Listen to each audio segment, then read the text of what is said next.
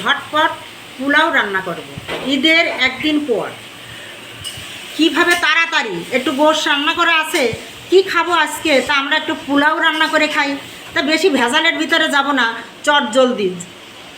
এই দেখেন আমি কিভাবে রান্না করি। এখানে আছে আধা কেজির একটু বেশি চাল। এই চালটা আমি এর ভিতরে দিয়ে দিলাম। এই আধা ঘন্টা আগে ভিজাই রাখাও লাগবে না, ধুয়ে নিয়ে আসলেই হয়ে যাবে, শুধু খালি ধুইলেই হবে। চালটা আমি ধুয়ে নিয়ে আসছি এই যে সুন্দর করে। এ দেখেন এর ভিতরে আমি এখন লবণ দেব,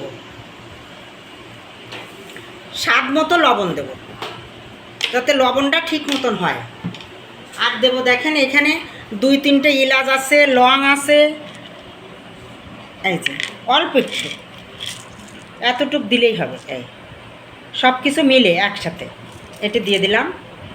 আর দেব এর ভিতরে 1 চামচ ঘি, স্বাদটা বাড়ানোর জন্যে। আর একটু দিই, ওতে উঠিছে কোন তো।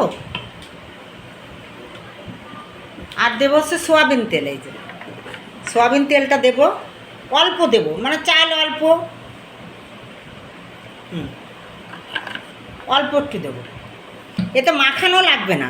আর দেবো এর ভিতরে একটু দুধ, এর ভিতরে একটু দুধ দিয়ে দেবো, এ সব কিছুই স্বাদটা বাড়ানোর জন্য। এই 2 চামচ দুধ দিয়ে দিলাম। এমন এটা আমি দেখেন যে কোনো একটা কিছু দিয়ে, চামচ দিয়ে খুন্তি দিয়ে একটু মাখাইয়ে সুন্দর করে চালটারে মাখাই দিতে হবে এরকম করে।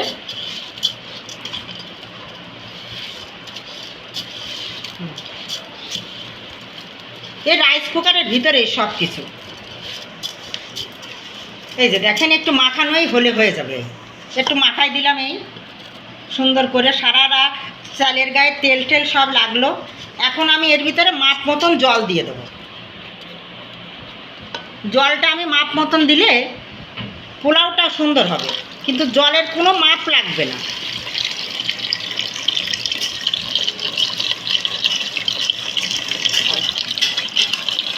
আধা কেজির একটু বেশি চাল।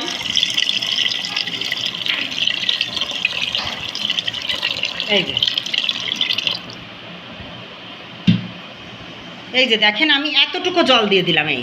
এই যে এই চালটা এরকম ধরলে পরে এতটুকু জল আসবে, তাতে বোঝা যাবে যে এই চালটা এতে হয়ে যাবে। এই এতটুকু জল দিলেই হবে। এখন আমি হয়ে যাক।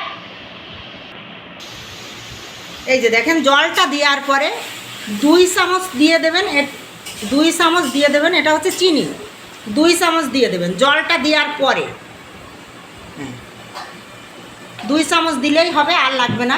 এবার একটু হালকা করে ঘুটিয়ে একটু নাড়ায় চাড়াইয়ে সারা তার সাথে মিক্স হয়ে গেল। এখন আমি রাইস কুকারের ভিতরে দিয়ে দেবো। নামানোর পরে দেখাচ্ছি কেমন হয়েছে।